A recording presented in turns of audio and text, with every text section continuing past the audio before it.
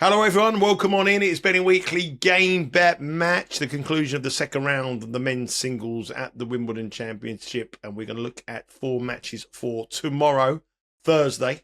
I'm Nigel Seeley. Before I introduce you to Sean Calvert, you've been listening to me, so thank you very, very much. You have been hitting that subscribe button. You've been hitting that like, a record number of views on our Wimbledon shows since the tournament started and in our build-up with the live draw as well, and we are only 100 odd, 150 odd now, away from that magical 10,000 number. And the reason why we want to get 10,000 numbers is apparently once you hit 10,000 numbers, your videos get put to the front of the queue in terms of analytics for YouTube. So it's really important for us to get to 10,000. It's not that me and Sean get a big bonus. We would like to get a big bonus, but it's because of that reason and that reason alone.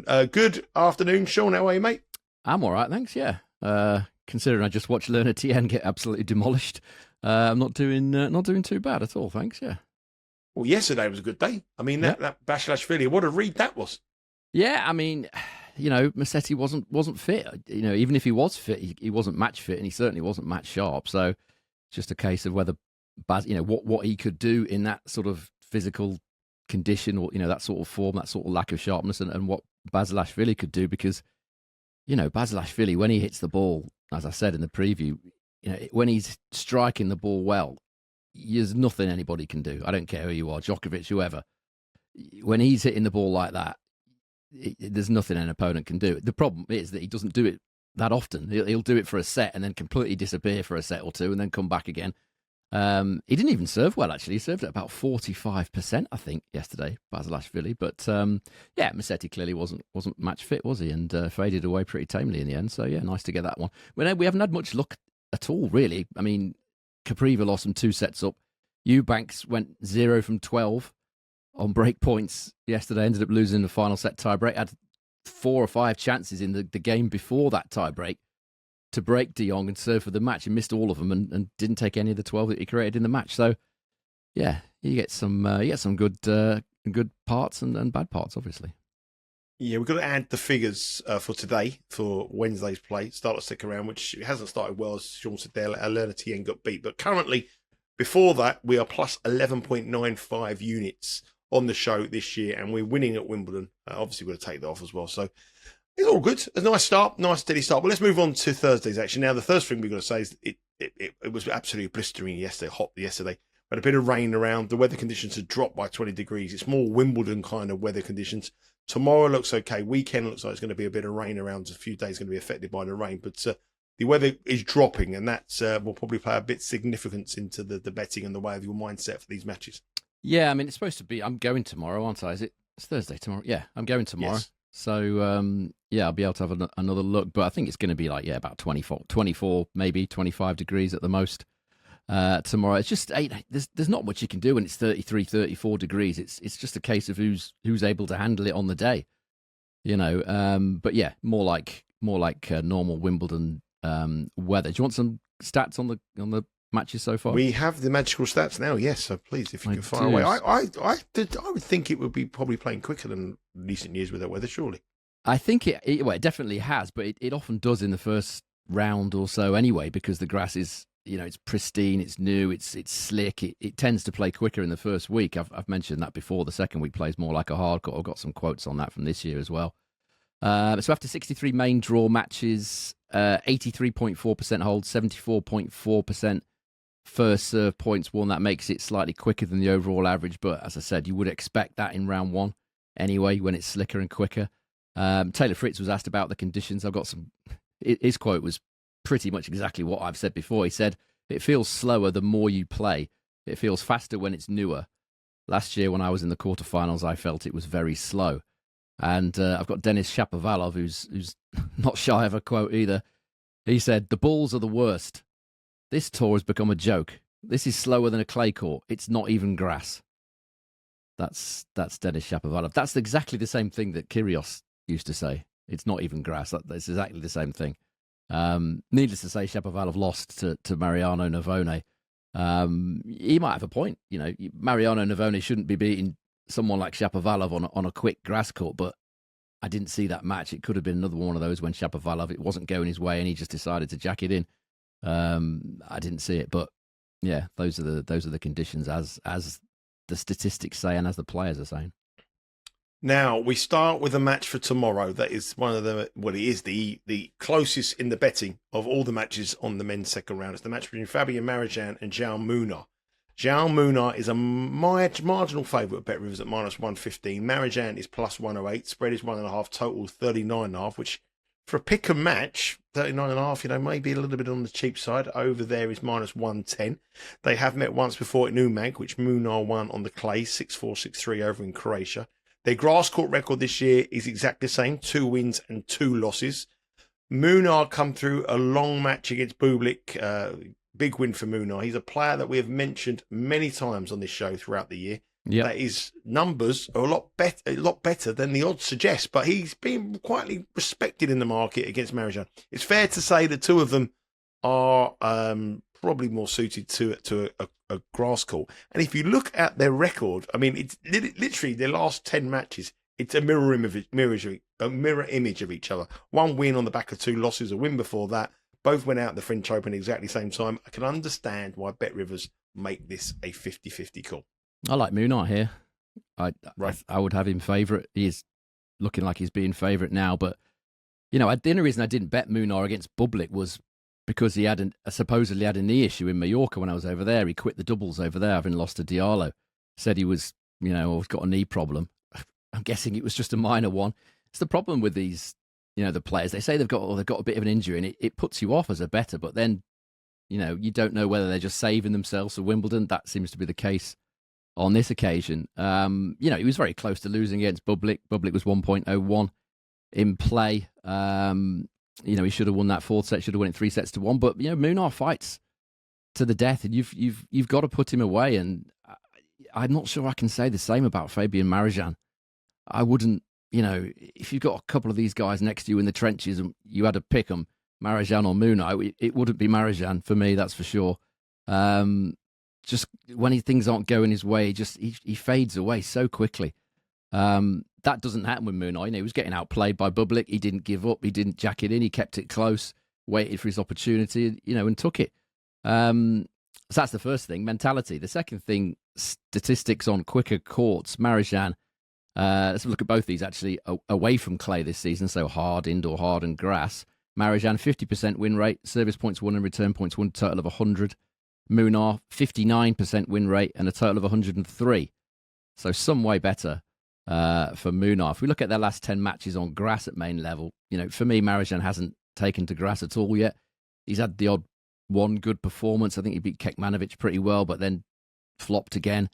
And his stats aren't encouraging. The last 10 matches on grass, main level, Marozsan, 30% win rate, service points won and return points won, total of 94.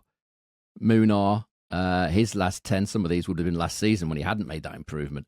40% win rate and a total of 98. So the stats are all favouring Munar here.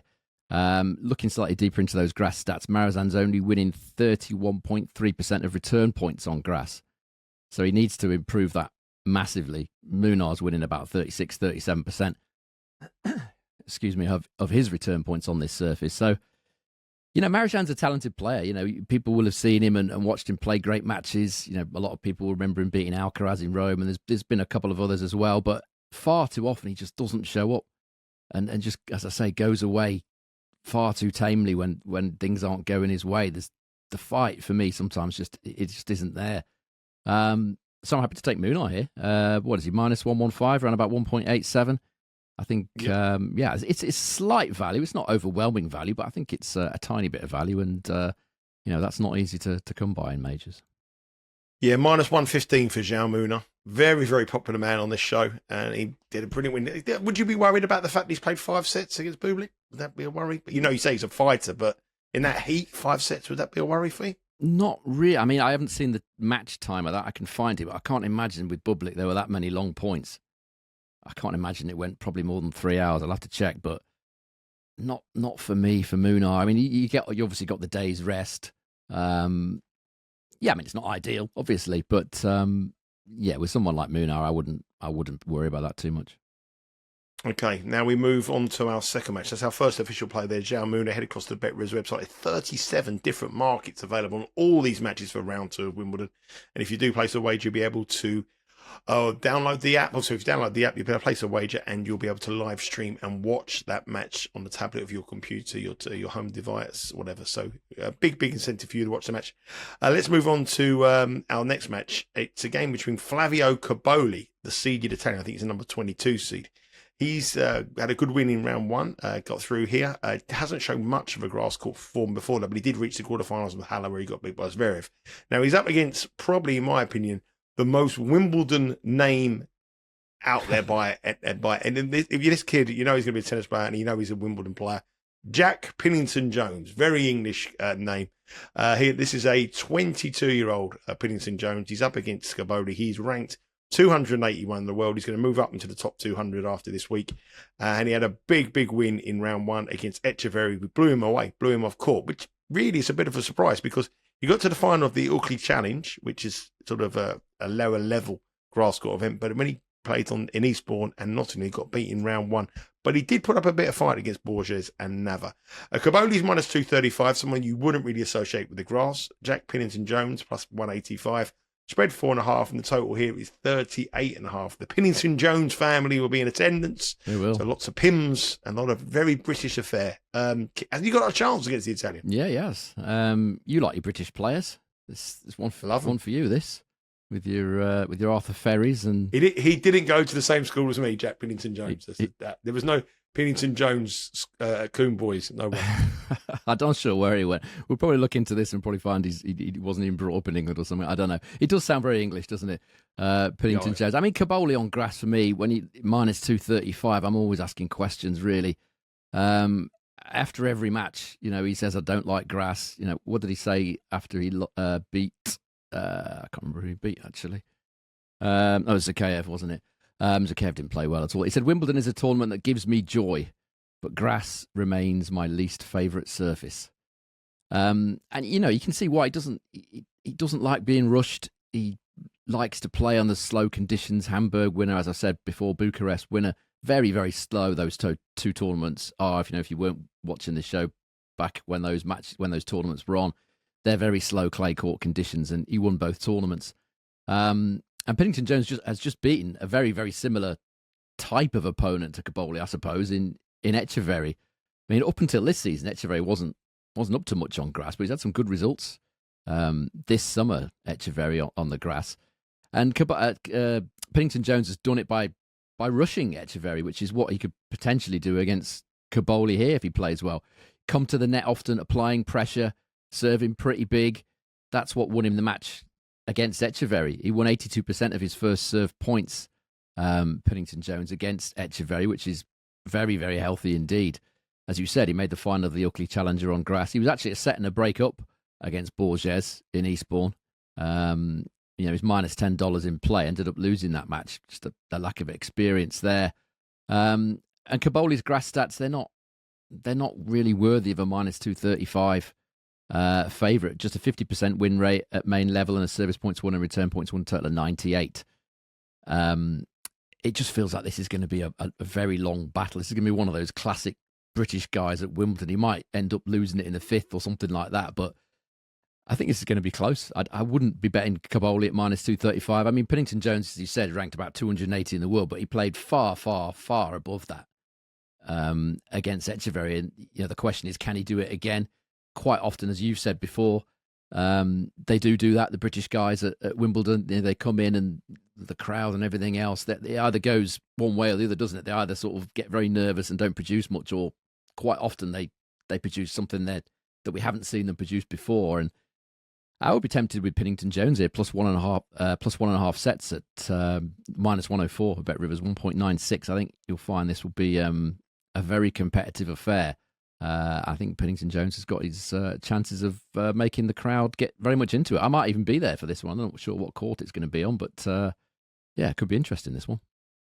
There'll be Sweet Caroline sung across court number 2 if Jack Pinnington Jones beats Cobolli tomorrow. Anyway. It's plus 185 on the money line, 37 different markets available. Bet Rivers plus 1.5 sets is Sean's pick. Is that an official play, Sean? It's just to lean that one. These matches are a little bit tricky, but that's where I would be betting if I was getting involved in this match, which I'm sure a lot of people would. Now, we are carrying on the British theme, and we got our number one, the British number one, the number 4 seed here at Wimbledon. It is Jack Draper up against Marin Cilic. Marin Cilic, obviously a former major champion, coming towards the twilight of his career, but on grass he's capable. He's got a big serve. He knows how to play these games. It's cool conditions, which will suit both players. Both of them wouldn't want it to be too hot. And Draper is a very, very heavy favourite. I mean, he did all right. He had to do yesterday against Sebastian Baez before Sebastian Baez retired. But, that he was playing someone who isn't at all at ease on grass. Jack Draper is minus 1,115. Marin Cilic is $6. Spread here is 6.5, and total is 35.5. Now, Cilic looked pretty good in round one. Come through fairly comfortably against Rafael Collignon. Is that how you pronounce it? Collignon, yeah. Collignon. Don't know much about Rafael Collignon. He's 85 in the world, but don't know about his club. But that's a good. Well, they might not be a good result, but can Cilic trouble Jack Draper? Maybe particularly in the first set. I think he can. Yeah, I think this is a potentially tricky match for Jack Draper. The question you've got to ask yourself as a bettor here is, what has Marin Cilic got left at this level at 36 years of age? It looks like he could have something to offer still. He won the Nottingham Challenger on grass, a couple of weeks ago. Former finalist, of course, at Wimbledon many years ago, and a very good record in his career against left-handers. Draper obviously being a left-hander. Cilic's got a 70% win rate at main level against left-handers in his career. And although he's been plying his trade mainly at challenger level this year, a lot of that is because of, he's had so many injury problems in the last few years. His ranking is pretty low. It's getting back up there. He's 83 again now, but he has been quite low. So he's having to play challengers, and his record in challengers this year is very good. 75% win rate and a service points won and return points won, total of 104. So he's been doing very, very well at that level. And the last time he played at main level on a hard court, or the last two times were on clay. The last time he played on at main level on hard was in Dubai in reasonably quick conditions there. He beat Alex de Minaur and Alexei Popyrin, made the quarterfinals, lost to, I think, Felix in the quarterfinals there. So that was only, 4 or 5 months ago, something like that. So it would suggest that he's still got the ability to at least make this a decent contest. I mean, Jack Draper's record at Wimbledon so far is not great at all. He's only played 6 matches, won 3 of them. Service points won and return points won, total of 99. Yes, he's a very different player than when he played some of those matches, but still to be proven that the slowish conditions here will suit him that well. Cilic's great record here, 71% win rate, service points won and return points won, total of 105. 88% holds a serve at this tournament, 80% first serve points won. Yes, it was a few years ago, but he's got nothing to lose here, Cilic. Every ounce of the pressure in this match is going to be on Jack Draper. I would expect Cilic, with all the experience that he's got, not only generally, but having played, I presume this will be on centre. I might be there, actually. I think I've got centre court tickets for Thursday, so I might be able to watch this. I would expect, Cilic has been centre court, number 1 court many, many times, played a lot of big matches here. I think this will go close. Over 35.5 games is probably the way I would bet this. Minus 106, that is, with Bet Rivers. I think this will be, as you said, set 1 overs is quite possible as well. But I would probably go over the totals here. I think Cilic will make this competitive, and Draper's going to have to play well to win. It's got that kind of feeling to the match that Alcaraz played Fognini in round 1. Someone who's got a realistic chance of winning the title up against a legend, a player who's coming towards the end of his career. One last chance on the big court, and the youngster's got to handle the pressure. Yeah, it's got that kind of feeling about it. Yeah, the thing with Fabio was, I'm normally a great bettor and fan of Fabio. I just didn't think he had anything left based on the previous sort of 6 months. He hadn't shown anything at all. This is slightly different in the sense that Cilic is still winning matches, a lot of matches. But it's got that sort of feel of, Cilic will be up for this. He's not going to just roll over and go, oh yeah, Draper's probably going to get to the semis of Wimbledon. Let's let him have this one. Not at all. He'll still think he could do something here, Marin Cilic, and who's to say that he can't with the game that he has. Now we end our preview for tomorrow's matches on Thursday, second round conclusion with a match between Lorenzo Sonego and the man who did us the big favour yesterday, Nikoloz Basilashvili. So many times in betting, when someone does a big favour for us, we just cast him to one side. We forget as though he's done the job for us and we move on. We'll be sticking with our man, Basilashvili. He's come through qualifying in great form. He's obviously beaten injured Musetti. Sonego is a man that gets involved in a lot of games. I quite like the look of the games in this one. It's 39.5 is the line. They've met 3 times before. 2-1 Sonego leads, but they were a long time ago. 2020 was the first time they met, and 2021 was the last 2 times. They've never met on a grass court, which will suit Basilashvili here. He's an outsider. Basilashvili plus 185. Sonego is minus 240, which does seem a little on the short side. Spread is 4.5. And as I said, I quite like the totals. The totals here are 39.5 with the over minus 109. Are we sticking with our man, or are we? He's done a job for us. He's earned us the money, and now thank you very much. See you later. Well, I'm not a man for emotions as far as betting is concerned, as you know. But I've always liked Basilashvili. I like the way he plays. He got me one of my biggest ever winners, 500-1 when he won Doha a few years ago, beat Federer, numerous other people, won the tournament with some just unbelievable ball striking. That's why I love watching him play. He's incredible when he's on. Just it's very hit and miss, but to watch it, it's a joy to watch. Hopefully I'll be able to watch this match tomorrow somehow. I'm not convinced that Sonego should be this short. When I see Sonego at minus 240 against a player with the ball striking ability of Basilashvili, immediately alarm bells would ring. He's actually lost 6 of his last 8 main level matches, Sonego, when he's been priced up between 1.4 and 1.6. That's between minus 250 and minus 167. So certainly anything but profitable if you've been betting him in this price range generally. And in his career on grass in this price range, he's won 4 of his 7 matches. So you would have lost money betting him at this price range on this surface as well. As I said with Basil, when he plays his best level, it's too good. It's just too good. The way that he strikes the ball, you don't know where it's going. Musetti had no idea whether he was going down the line or cross court. The amount of times we saw Musetti, who's a brilliant defender, by the way, totally lost as to which way the ball was going. And as I said, he only made 46% of his first serves, Basilashvili, against Musetti, so he wasn't relying on first serve. His ground game was excellent. It does go off. This is why the overs comes into play, like you said, the over 39.5 games, because he is very up and down. One set, he'll be terrible. The amount of sets he's lost, 6-love. You'd have to check it on the stats, but he has lost a lot of sets, 6-love, just because his radar's gone, and then he'll come. But he doesn't let it bother him. In that match against Musetti, he missed an absolute sitter to take the set. I think it was it was the third set. He was up there at the net, just had to put a forehand away, shoved it wide. I mean, I couldn't believe it. There was some expletives coming out of the Calvert office at that point, I can tell you. He just shrugged it off. A lot of players, they'd have lost the match from there. He held to love the next game and then broke him the next game. Not many players can do that. His issues have always been sort of twofold: the consistency, which is difficult for him to maintain because it is such low margin stuff. He just goes for everything. You're not always going to, always be in the zone there. And a ton of injury problems he's had as well. Shoulder issues have affected his serve a lot over the years. Now he's battling back inside the top 100. If he beats Sonego, he could very well be in the top 100 again, depending on how other results go. He did beat Sonego the only time they met in quick conditions in Tokyo. What worries me about Basilashvili in terms of the money line is that on the grass, it's just his dislike of coming into the net. He's very much a baseliner, doesn't really like being at the net. And when he is up there, he doesn't always make the best decisions.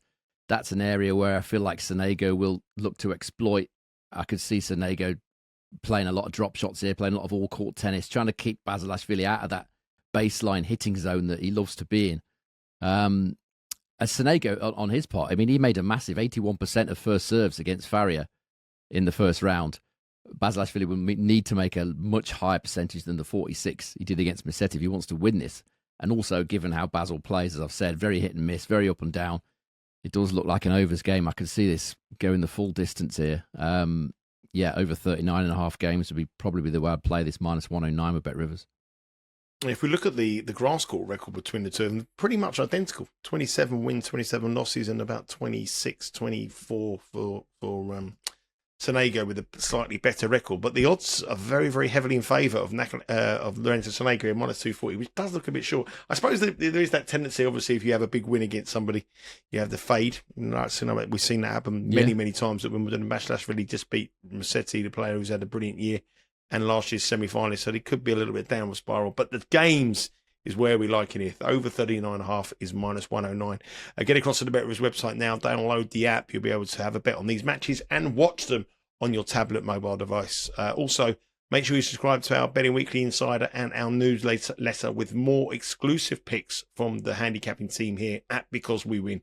All you have to do is subscribe for free at bettingweeklystudios.com, and you get an email into your inbox every Monday and every Friday with exclusive picks from the team. If you want to follow Sean tomorrow at Wimbledon, you can at Because We Win is our social page across socials. You'll be able to follow him as an adventures. He'll give you some in-play picks as well at the All England Club tomorrow. So there are 4 matches that we've got covered. We obviously got Jaume Munar.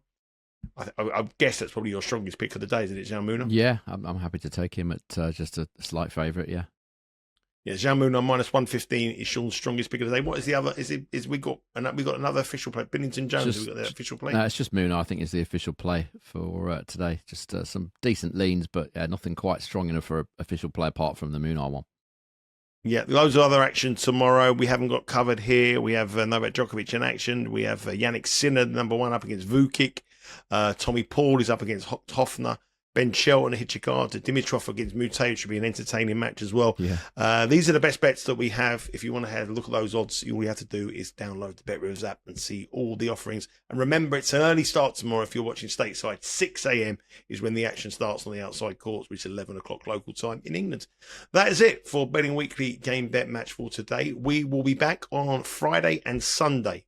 So Sean is at Wimbledon tomorrow. No Betting Weekly Game Bet Match tomorrow. And we're having a rest day on Saturday. So we're back on Friday and Sunday with all the best bets and continuing your best betting coverage of the Wimbledon Championship. Enjoy your day. Remember I said at the top of the show, please subscribe. We're really close to that 7,000. You'll know why I'm asking you now. Just want you to do that so we can now algorithm. It'll really mean a lot to us. So please, if you can hit the subscribe button if you haven't done so yet, that will be great. Ring the bell and get notified of every time any piece of action goes live here on the Betting Weekly Studios. Take care. Speak to you all again on Friday.